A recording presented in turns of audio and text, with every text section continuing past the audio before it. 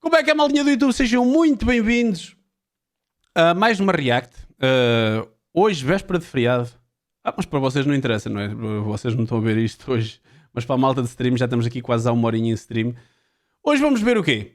Um documentário sobre uma das organizações religiões mais famosas no mundo inteiro, que está muitas vezes envolvida também em controvérsia, e que o canal Fatos Desconhecidos fez um pequeno documentário, um pequeno vídeo sobre eles, que nós vamos ver. Depois o vídeo fica aí na descrição. Quanto a vocês, se puderem deixar o like, já sabem, partilhar com os vossos amigos, essas coisinhas todas, comentar aí de baixo. Já vos bateram à porta. Por acaso eles são muito conhecidos por isso, não é? Por bater à porta. Por bater à porta para... Isso no Brasil é um game diferente, é? Não, as guidelines são internacionais, Filipino. Mas eles são muito conhecidos por andar a bater às portas. Vamos dar uma vista de olhos, vamos lá ver isso. Os segredos e as profecias das testemunhas de... Pois outra cena daquelas que é, eles não podem receber sangue. Tipo, eles se estiverem numa situação... Hoje em dia há uma cena que lhes tira o poder de decisão e que se eles tiverem que levar uma transfusão, levam na mesma. Mas eles recusavam-se, como tinham que autorizar, eles recusavam-se a levar transfusões de sangue. E podiam até chegar a morrer. Sabendo que o sangue os podia salvar, como eles se recusavam. Jeová. Número 1. A crise geopolítica na Noruega. Para começarmos, precisamos voltar para dezembro de 2022. Foi nesse período que o governo da Noruega tomou a decisão de retirar certos benefícios e subsídios econômicos estatais que as testemunhas de Jeová recebiam há décadas. As autoridades norueguesas que cuidam da proteção dos cidadãos e dos direitos humanos alegaram que algumas ações praticadas pela organização não eram corretas. Especificamente, eles não concordaram com a forma como a organização tratava os menores de idade que tinham sido batizados e como lidavam com as pessoas que discordavam delas. Segundo eles, essas práticas vão contra os princípios básicos de proteção das crianças e contra a liberdade que a Constituição do país garante a todos. A reação da liderança das Testemunhas de Jeová foi imediata. Seus representantes foram a público. Isto que o Filipino está a dizer é verdade. Se tu fazes uma questão ou questionas ou apanhas tipo uma incoerência e tentas, pela lógica, pela racionalidade, contradizer, eles ficam mesmo assanhados, fica mesmo chato. Para denunciar o que chamaram de discriminação religiosa. Advogados foram contratados para apresentar apelações aos tribunais escandinavos. Esse conflito continuou nos anos seguintes, até culminar numa decisão em abril de 2026. O Tribunal Supremo da Noruega anulou parcialmente a perda do registro oficial sob a justificativa da preservação da liberdade de culto. Mesmo assim, países vizinhos como a Suécia seguiram o exemplo da Noruega e mantiveram o bloqueio de fundos estatais, alegando que as práticas de isolamento familiar violavam os valores democráticos da sociedade moderna. Número 2. O fundador. Tipo, se alguém quiser sair, acho que a cena é mesmo agreste. Eles isolam-no mesmo, tipo, mesmo a família não fala para ele. Acho que aquilo, se alguém quiser sair, é mesmo muito hardcore. Isto não sei quem é. Para entendermos como a situação chegou a esse nível na Noruega, precisamos entender como tudo começou. 1852, nos Estados Unidos, nasce Charles Taze Russell. Criado numa família presbiteriana com fortes raízes escocesas e irlandesas, Russell mostrou desde cedo um fascínio pelas discussões sobre teologia. Durante a adolescência, ele não conseguiu aceitar as doutrinas cristãs tradicionais da época.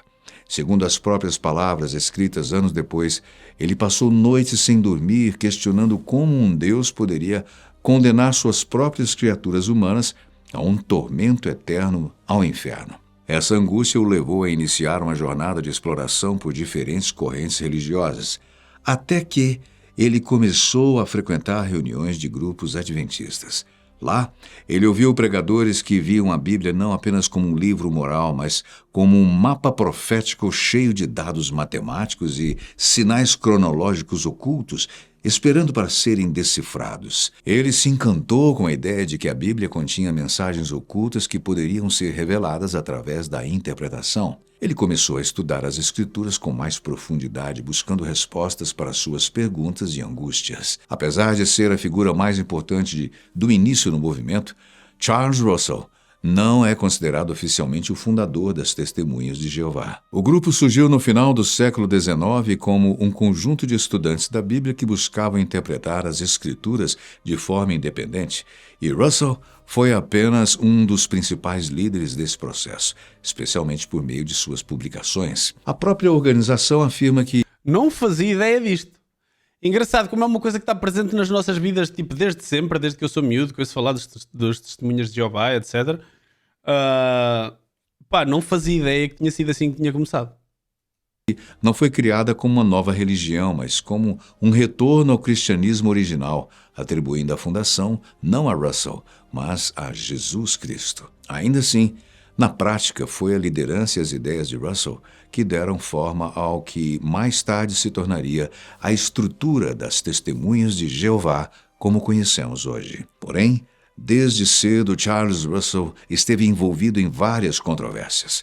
Muitos ex-associados disseram que ele era autoritário e manipulador. Também o acusaram de usar a venda de publicações para ganhar dinheiro pessoal. Além disso, sua relação com a esposa foi muito complicada, o que resultou numa separação judicial. Ela disse que ele era emocionalmente frio e tinha um comportamento estranho. Ele também esteve envolvido em alguns escândalos públicos. Um deles foi o caso do trigo milagroso, que algumas pessoas acharam ser um esquema comercial suspeito. Muitos criticaram suas qualificações religiosas, já que ele nunca estudou teologia formalmente. Mesmo tendo se defendido na justiça várias vezes, essas polêmicas formaram uma imagem controversa em torno dele que durou até o fim da sua vida. Número 3. A Torre de Vigia. Dentre as grandes influências que moldaram a mente do jovem Charles Russell, uma se destacou: William Miller. Décadas antes, Miller atraiu muitas pessoas ao anunciar, com provas matemáticas, que Jesus Cristo voltaria à Terra em 1844. Milhares de seguidores venderam tudo, largaram seus empregos e esperaram o retorno. Quando a data passou e nada aconteceu, Engraçado que este tipo de... vai acontecer este tipo de evento com uma data não sei quê, continua a acontecer durante o século seguinte, e havia sempre gente, Já segue o Bruno Mestre ou não? havia sempre gente a quem isto apanhava, não é? Susana André e PSK Gods CS, muito obrigado pelos vossos follows, meus lindos. o episódio ficou conhecido como o Grande Desapontamento. No entanto, essa obsessão por calcular cronologias bíblicas e desvendar segredos numéricos cruzou o caminho de Charles Russell. Ele começou a organizar pequenos grupos de estudo bíblico em Pittsburgh. Esses grupos funcionavam como laboratórios de análise coletiva das Escrituras. Eles passavam horas comparando versículos, revisando calendários antigos e procurando padrões matemáticos ocultos nos textos sagrados. Russell passou a ver os textos sagrados como um código a ser decifrado. Aos poucos, ele começou a costurar as suas próprias interpretações teológicas e a se distanciar de tudo o que existia. Uma de suas conclusões mais audaciosas e revolucionárias para a época era a de que a segunda vinda de Cristo não seria um evento visível aos olhos humanos. Seria, na verdade, uma presença invisível que, segundo os seus cálculos revisados, já teria começado de maneira espiritual no ano de 1874. Russell também acreditava que todas as igrejas cristãs eram corruptas e tinham se distanciado do verdadeiro cristianismo. É engraçado como o pessoal continua à procura de significados numéricos e isso por trás da Bíblia, quando a Bíblia tem tantos anos. O conhecimento daquela altura era muito inferior ao conhecimento de hoje em dia. a capacidade de esconder, etc., tipo, seria sempre muito inferior, a complexidade seria sempre muito inferior, e a malta aos dias de hoje continua a acreditar mesmo que pode haver ali uma mensagem escondida, subliminar, que vai revolucionar tudo, pá. E podem simplesmente olhar para aquilo, pá, para o livro que é, para o livro com ensinamentos importantes que tem, é muita base, mesmo daqueles que não são religiosos, é a base da parte ética da nossa sociedade, é baseado naqueles princípios que muitos dos princípios da nossa sociedade foram criados. Pá, e é um livro importantíssimo, é o livro mais lido do mundo, não é? Mais vendido do mundo. Whatever, não interessa. Mas acho que foi engraçado estar a tentar matematicamente encontrar uma mensagem qualquer. Ele afirmava que a humanidade estava prestes a entrar numa etapa de transição, uma contagem regressiva que culminaria na destruição completa de todos os sistemas políticos e religiosos criados pelo homem. Russell queria compartilhar essa mensagem com mais pessoas de forma urgente. Então, em 1879, ele fundou a revista A Torre de Vigia de Sião e Arauto da Presença de Cristo. Russell percebeu que a mídia impressa tinha um grande poder naquela época. Os panfletos e jornais eram a principal forma de compartilhar ideias. Ele transformou sua própria gráfica no centro da expansão de um movimento que, naquele momento, não se chamava Testemunhas de Jeová, mas sim Estudantes da Bíblia. Número 4. A Profecia de 1914. Com o avanço da máquina de impressão da Torre de Vigia, os escritos de Russell começaram a circular pelos Estados Unidos e Europa. Russell criou uma imagem pública atraente. Ele tinha uma barba branca longa e usava roupas elegantes. Falava de uma maneira calma e serena. Isso fez com que as pessoas acreditassem que ele era um homem muito racional, alguém que estudava as escrituras como um cientista. Russell deu a impressão de que estava redescobrindo verdades matemáticas que haviam sido escondidas pela Igreja Católica e Protestante. Com o passar dos anos, artigos de Russell começaram a se concentrar cada vez mais num ano específico, 1914. Ele estava convencido de que, com base em suas interpretações, aquele ano seria o fim do tempo dos gentios, como mencionado no Novo Testamento. Russell garantiu que em 1914 o reino de Deus tomaria o controle total e começaria a mudar completamente todas as coisas nas nações do mundo. Na época, já vai com um bocadinho de atraso, primo. Não é para te apressar, mas onde é que isso já vai? Muitos viam as ideias de Russell como puro charlatanismo, mas tudo ganhou outro peso quando 1914 chegou e o mundo mergulhou na Primeira Guerra Mundial. Para os seus seguidores, aquele caos global pareceu uma confirmação direta de suas previsões. Porém, no auge dessa convicção, o movimento sofreu um duro golpe. Em 1918, Russell morreu repentinamente, aos 64 anos de idade, deixando seus seguidores sem liderança. Russell foi sepultado na Pensilvânia e, em 1921, seus seguidores ergueram uma enorme pirâmide de pedra bem perto do seu túmulo. Esse monumento revelou que Russell era um profundo admirador da piramidologia, acreditando que as dimensões internas da grande pirâmide de Gizé eram uma revelação de Deus complementar à Bíblia. Número 5. A Ascensão de Rutherford.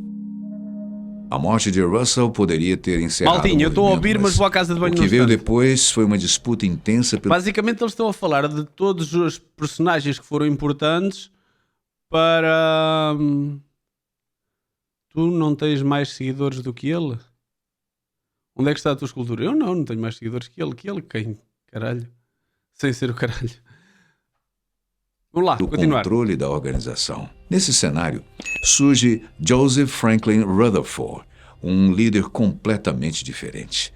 Ele era mais direto, agressivo e focado em transformar o grupo numa estrutura altamente disciplinada e centralizada. Ao assumir em 1917, em meio a conflitos internos, ele acabou com o espaço para interpretações individuais e consolidou uma autoridade rígida. Apostando num discurso de urgência, lançou a campanha Milhões que agora vivem jamais morrerão, apontando 1925 como um novo marco profético. Ele afirmava que patriarcas bíblicos retornariam à Terra e até mandou construir uma mansão para recebê-los.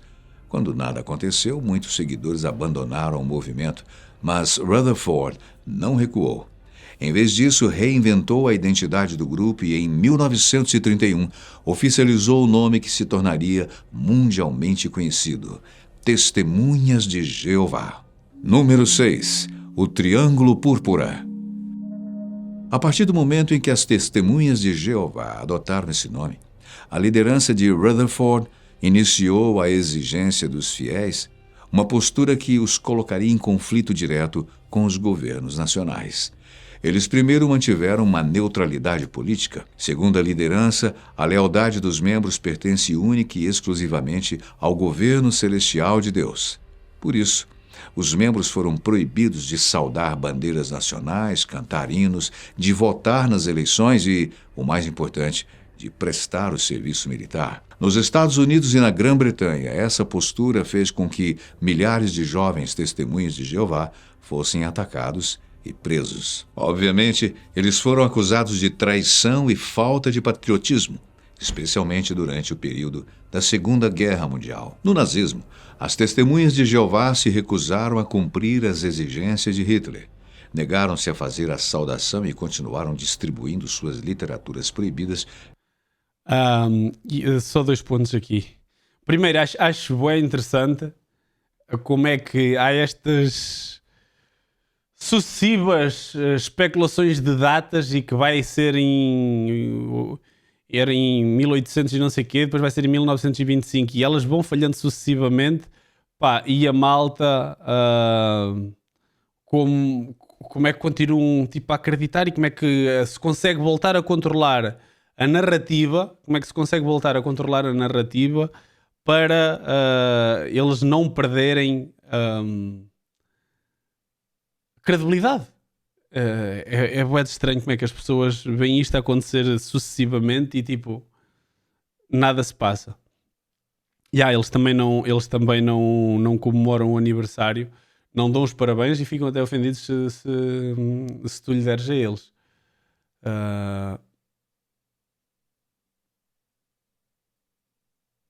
Depois era o de votar. Sim, mas pronto, isso do Natal é normal, né? Agora, pá, por exemplo, não, isto é um bocado mais pessoal dele, não vou contar. Perdi-me no raciocínio. A cena de não votar, exato. A cena de não votar é exatamente isto que ele estava a dizer. Eles só têm um governo que é Deus, não é? Eles não podem, não participam nas eleições. Para eles é tudo igual e sempre com a mesma justificação, que é quem manda é Deus e então eles, a obediência deles e isso não é sobre nenhuma bandeira nem sobre nenhum partido, mas sim sobre Deus, apenas Deus. De forma clandestina. Por conta disso, milhares de testemunhas de Jeová foram enviados para os campos de concentração. Não sabia. Lá, elas receberam uma identificação de tecido costurada em seus uniformes, o Triângulo Púrpura. Diferente dos judeus homossexuais ou prisioneiros políticos, as testemunhas de Jeová tinham a opção de escolher a sua própria libertação a qualquer momento.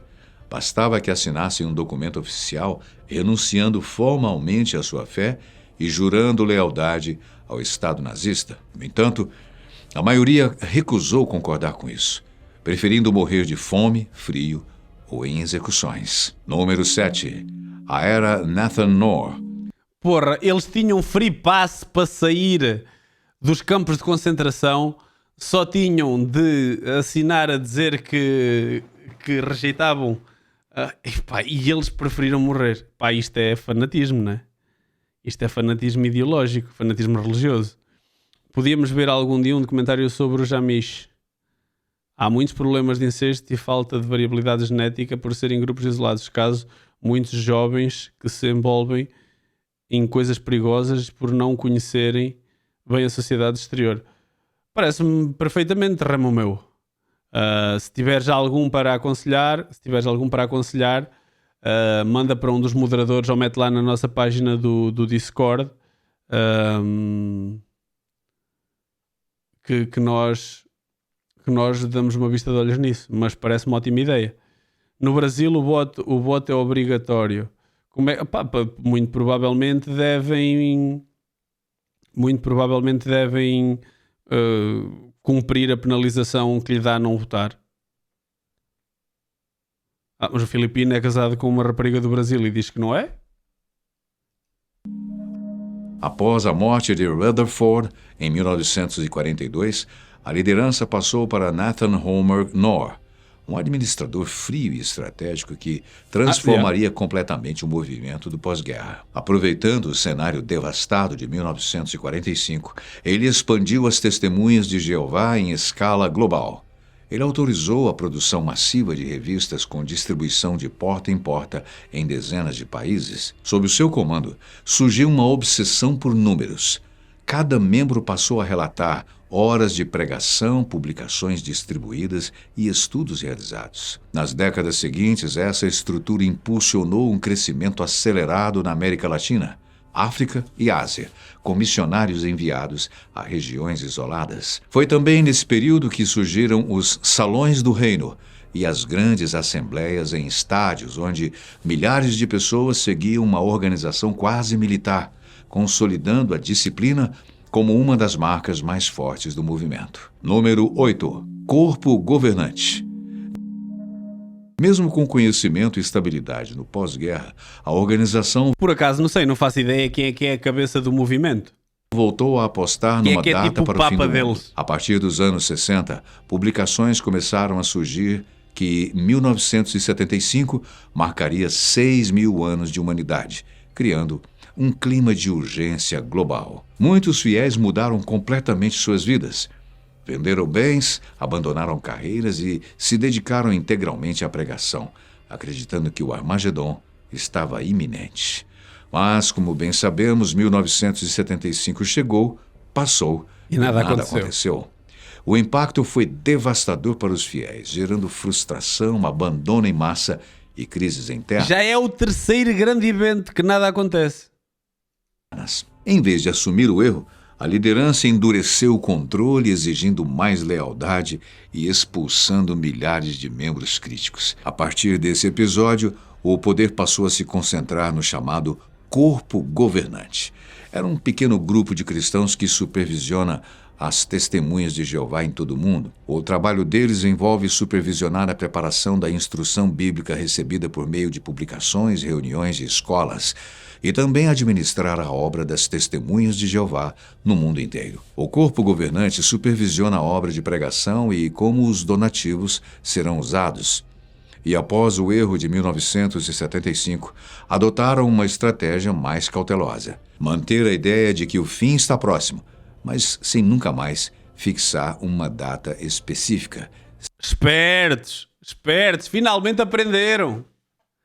Mantém a mesma coisa, que o mundo vai acabar, que vai ser um marco histórico na humanidade, não sei o quê, mas... quando? Não interessa, há de acontecer. Sendo que isso, nesse caso, é bíblico. Número 9. As regras de sangue.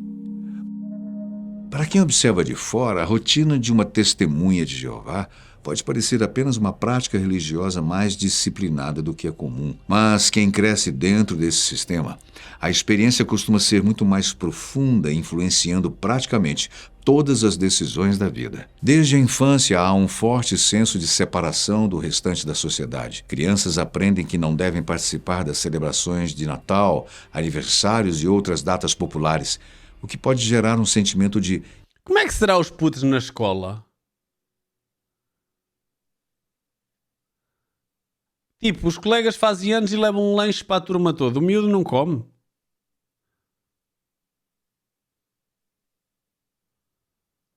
Por acaso. Isolamento em ambientes como a escola. Com o passar do tempo, essa forma de pensar se aplica também a outras áreas. A educação superior, por exemplo, muitas vezes é desestimulada, pois é vista como algo que pode fazer com que as pessoas se afastem da fé.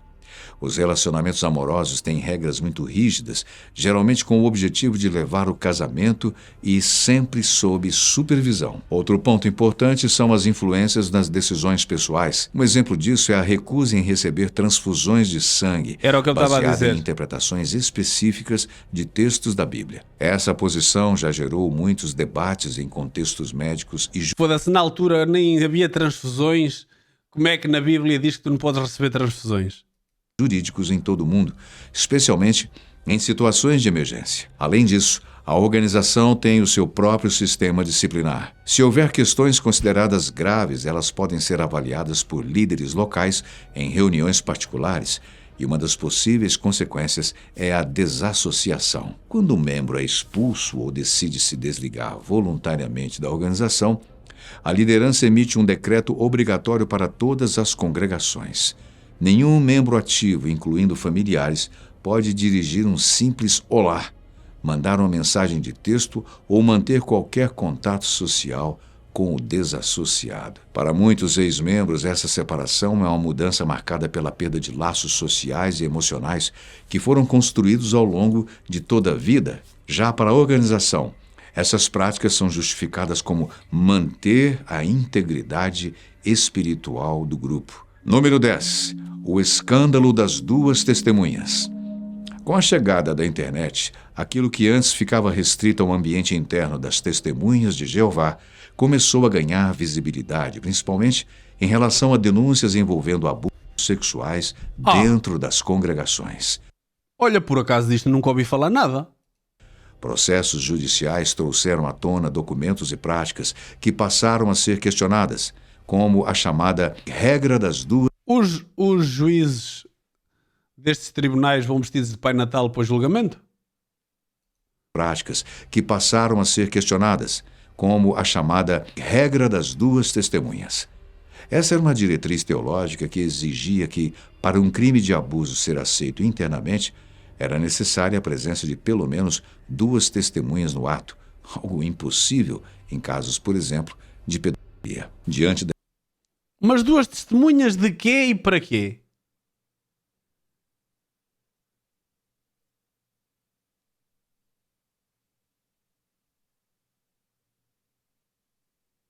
Eu não percebi.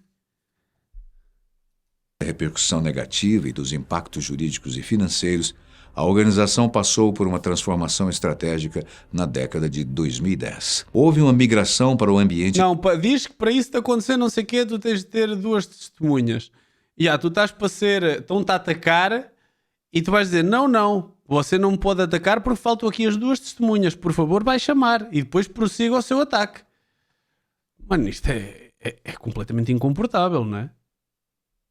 digital com a criação de uma plataforma que reúne vídeos, publicações e transmissões em diversos idiomas, ampliando o alcance com os fiéis. Paralelamente, a venda de propriedades históricas, especialmente em áreas valorizadas de Nova York, indicou uma reorganização estrutural, incluindo a mudança da sede para um novo complexo. Atualmente, em algumas regiões, principalmente Europa e América do Norte, o crescimento desacelerou enquanto comunidades de ex-membros ganharam força na internet, compartilhando experiências e críticas. Ao mesmo tempo, a organização fez alguns ajustes pequenos em certas práticas e orientações. Muitos acham que são tentativas de se adaptar. Mas o movimento continua firme em sua mensagem principal, que não mudou muito desde o começo. A ideia de que o sistema atual vai acabar logo e que um novo mundo irá surgir. Você acha que a Noruega está certa em intervir para proteger os direitos humanos das crianças? Ou acredita que o Estado está violando a liberdade religiosa? Deixe a sua opinião nos comentários. Muito bom, pá, muito bom. Um bocadinho mais Onde é que calmo. compraste este? Um bocadinho mais calmo do que eu estava à espera, mas deu para conhecer aqui um bocado.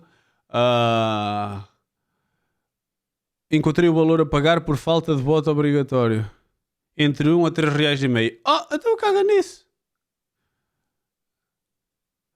O Halloween é Jeová, não sabia, não fazia ideia. Tem letras do caraças, mal, tem letras do caraças. E pá, está-me a bater uma moca de sono, mas pá, foi bom perceber a origem, perceber como é que funciona, perceber como é que eles chegaram até aqui, conhecer algumas das figuras mais importantes do movimento. E ele está a ter problemas em vários sítios e nada implica que não continue a acontecer noutros países. Aqui em Portugal até é bem mais tranquilo. Por acaso nunca vi assim nenhum problema relacionado com testemunhas de Jeová. Mas pronto, maltinha do YouTube, para vocês ficamos por aqui. Em stream ainda vamos continuar para mais um vídeo. Deixem o vosso like se ainda não deixaram. Comentem se já vos foram bater à porta. E vemos no próximo vídeo. Fui.